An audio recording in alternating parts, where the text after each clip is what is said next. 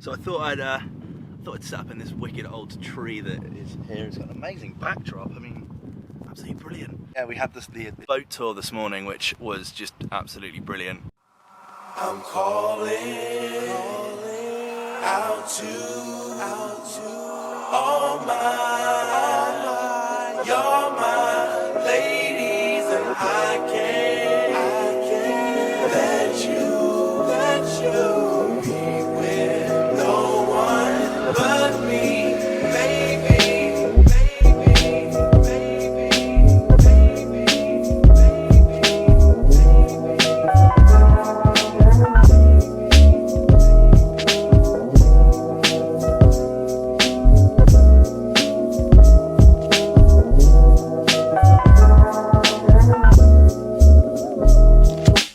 to come and stand on this beach is beautiful. And I can't believe we're just around this amazing old collapsed tree and no one else is here. It's probably riddled in spiders. Episode 100 is a huge achievement for me, probably the biggest body of work I've ever put together in my life. So if you've been watching and supporting and commenting, then I absolutely love you all. Thank you so much. Just such a massive thank you to everyone that's been watching. It's been absolutely huge. I really appreciate it. And you know, I got a comment yesterday about Bakar, who someone went to go see his gig and then ended up meeting him, and that makes all of these videos absolutely worth it. But today we're here to talk about a very special artist. Today we're here to talk about Frank Carter and the Rattlesnakes. They're a kind of punk rock band from Watford, Hertfordshire.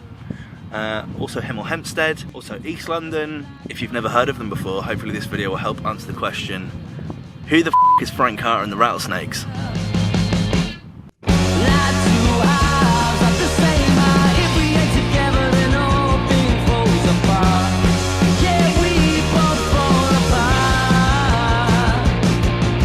The Rattlesnakes are made up of 4 members: Dean, Tom, Gareth, and of course Frank Carter. They're from Hemel Hempstead in Hertfordshire, although also they're described as Watford, so they're pretty close. We'll let them off. Wikipedia describes them as punk rock, alternative rock, hardcore punk, but I think this sound is ever evolving. I would even go as far to say that some of their sounds are kind of doom metal-esque at the moment. Yeah, they're certainly less punk on this latest album of theirs, but yeah, definitely have a punk live sound. Frank's story starts in 2005 when he was part of a band called Gallows along with his brother Steph. Gallows released their debut album Orchestra of Wolves on Deep End Records, who are a record label based out of Nottingham. Other Deep End records include Architects and Feed the Rhino, basically my mate Smokey Joe's wet dream. But it wasn't until Bert Gerwitz of Bad Religion heard the album that it began to take off, and he signed it onto Ep100 Records in the US. We've spoken about Ep100 before. They've worked with artists like Jamie T, Architects, Alkaline Trio and Thrice. The band would go on to play a range of different festivals in 2007, including Reading and Leeds, where Frank received a tattoo live on stage from Chad Gilbert of New Found Glory. In 2009, the band released their second studio album entitled Grey Britain on Warner Music, apparently signing a deal for over £1 million. This is pretty amazing for a punk band in 2009, added to the fact that they also left the record label 18 months later. The album would feature guest vocals from Simon Neil of Biffy Clyro and guest vocals from the singer of Cancer Bats. They would go on to play the entirety of the 2009 Warped Tour, and in 2010, following the amazing success of Rage Against the Machine, making Christmas #1, beating Joe McElderry of X Factor, Rage put on a live gig in London, of which Gallows supported. Other people at that festival, Go Go Bordello and Roots Maneuver. In 2011, before the band went to release their third album, Frank left the band, issuing a statement on their website reading, "It is with heavy heart that I have to announce my departure from Gallows. It seems that Gallows have hit a crossroads in our writing process, and unfortunately myself and the rest of the boys have different ideas regarding the sound of Gallows going forward. Gallows have decided they're going to continue without me, and I wish the boys the best of luck for the future. Gallows will be fulfilling all of our current tour plans until August the 1st, so please come down to a show and help me make each show a total celebration." Following his departure, former vocalist of Alexis on Fire, Wade McNeil, take over as the lead singer, but that's where our story of Gallows concludes. Frank then decided to start a new band with former guitarist of The Hope Conspiracy and The Suicide Files, Jim Carroll,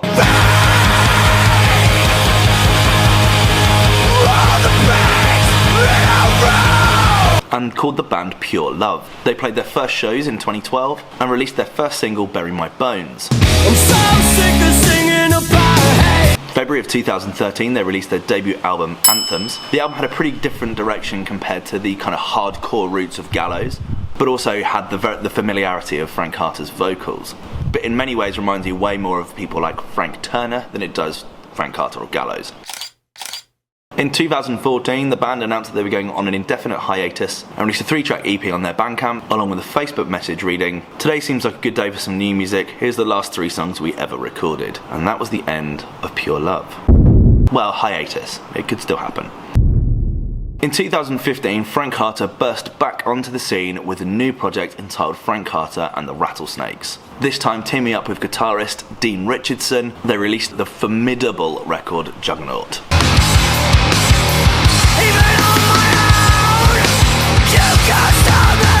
A track that takes no prisoners. In May of 2015, they announced that they were playing a gig at his tattoo shop, Slang Blue in Dalston, and were going to play 61 shows in those 12 months. The band released their first studio album, Blossom, in 2015 on Cobalt label services. KLS provides kind of record label services to artists while taking a cut of the money, allowing the artist to keep full recording rights of the master recordings. Something that I think all record labels should do. This is by far the best way for an artist to release music, especially if you're kind of just starting out as something new. Cobalt, I like you. For the most part, Blossom actually passed me by, bar the record Devil Inside of Me, which I believe featured on quite a lot of sporting event montages. There's a devil inside of me! My favourite being the NXT. But the album definitely went back more to the kind of punk rock roots of Gallows, and also added a lot of aggression. In January of 2017, they released their follow-up album, Modern Ruin, on the record label International Death Cult, a record label I believe is set up for Frank Carter himself, from what I can tell. It doesn't look like they've got any other artists signed to them anyway. It was an album that built wonderfully on Blossom, but had a very different sound. A lot of people call it kind of softer or indie. I definitely don't think it's indie. And it was compared a lot more to his work of Pure Love. And again, I don't think it was anywhere near that soft either. Listen to the track Modern Ruin and tell me that that's not a punk record.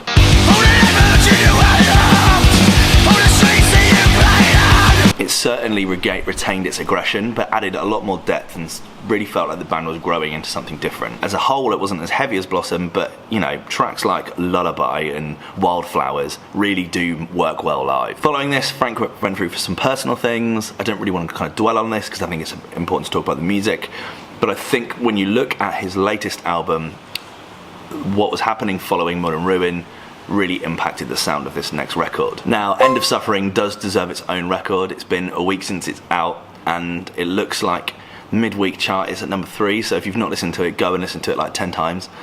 That would be great. And I think it probably deserves its own video, go through track by track, but that'll come another time. But it's something Frank mentioned in a previous video, that it's really important that he finally got to a 3rd album, something he didn't manage to achieve with Gallows or Pure Love, and describes the 3rd album as the most important, as you're just beginning to find yourself as an artist in the first 2 records. I think this is something that really it feels like a 3rd album for him and the band, whilst also sounding quite different.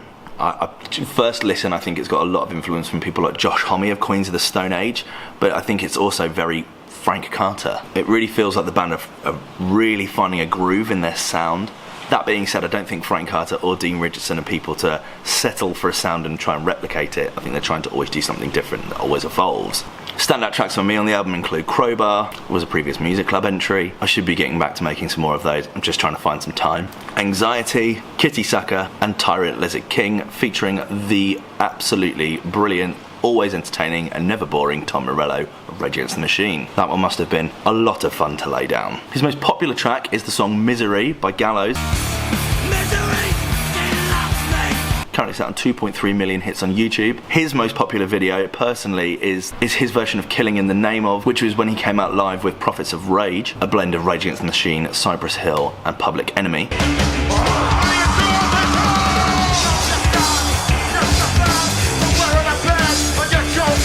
But the most popular Frank Carter The Rattlesnakes record is Lullaby.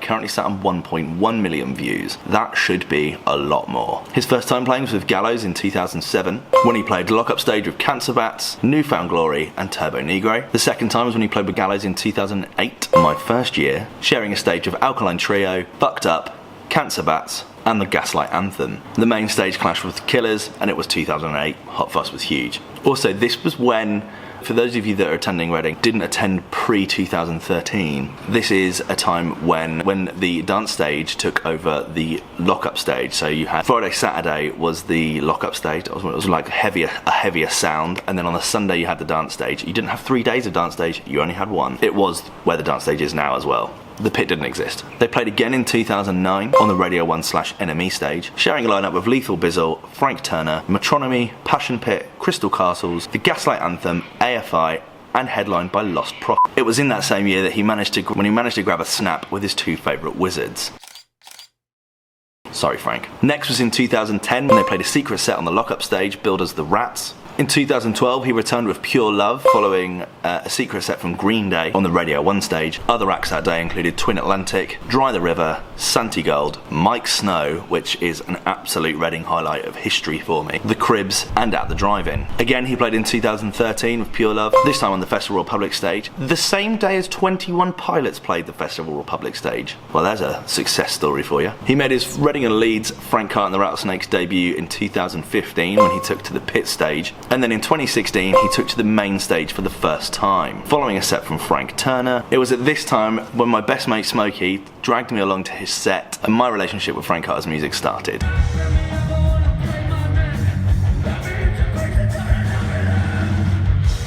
We'll get to him live in a minute. Next, he played again in 2017 when he took to the Radio 1 stage. His set was cut short, but that tent took off. I'm sure everyone who left that tent had a damaged ribcage of some form. Last year, he returned to Reading and Leeds to play Secret Set on the Pit. I lost my shoe halfway through a track. Trust me, you couldn't move in there, and somehow stumbled across it at the end of the set. Result. This year, he's back to play the main stage. This time on a really big boy slot. 3rd from top. A slot that, if you take everything into consideration that I've talked about before, is well deserved. Personally, I would stick him just before Foo Fighters, but I guess you couldn't take all of the charisma of Dave Grohl and Frank Carter at the same time. All in one go, you need a little intermission of some form. If you can't tell by the amount of effort I've put into this video and the length, this set is going to be a really, really incredible one. I think Frank's been waiting a long time to get here. How many times is that he's played? This will be his 11th time playing Reading and Leeds, and taking to such a high slot on the main stage must be such an incredible achievement for him. And the rest of the band as well. This video is going to be focused way more on Frank Carter, but that is such a well-deserved slot. If you don't know who Frank Carter and the Rattlesnakes are, I highly recommend going back and listening to their back catalogue. All 3 albums are absolutely brilliant. And even if this isn't your cup of tea, and it won't be everyone's cup of tea, honestly, the energy that comes from going and watching a Frank Carter and the Rattlesnakes live gig is unparalleled. I've always been a fan of stage presence and performing and being entertained. Frank Carter does this in a way that I don't know anyone else that can come anywhere close. Dave Grohl is an incredible frontman. Liam Gallagher is an incredible frontman. Mick Jagger is an incredible frontman. Ozzy Osbourne is an incredible frontman, but no one comes close to Frank Carter. Here's my problem. I've seen him like 6 times.